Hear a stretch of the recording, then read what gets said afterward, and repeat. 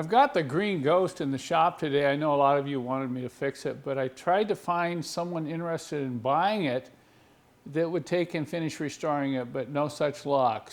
We're in the process of removing some parts and sending this beautiful green 300SD to its happy hunting ground.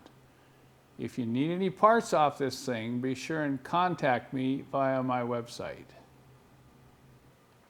You know, I had mixed reviews on this green interior, but I think it's cool. So I'm definitely going to save the seats and the carpets. And I've got a really beautiful steering wheel, 130,000 mile steering wheel for a 116 if anyone needs it. Window regulators, door check straps. We've got vacuum door lock actuators, other parts off the dash including the instrument cluster, shift mechanism. Some of the wood was in excellent condition. All this is being saved to breathe new life in other W116s.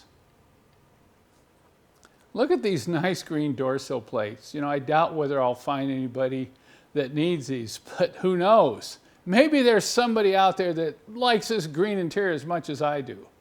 And of course I'm saving the engine and transmission. With only 130,000 miles on these are something I want to hang on to or find a good home for.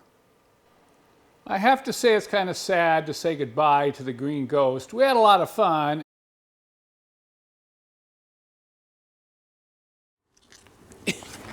And so this is what remains of the green ghost. Now I know some of you don't like the color of these seats, but I think they're kind of cool. You know, I'm gonna put these up at the log cabin and put them out on the deck.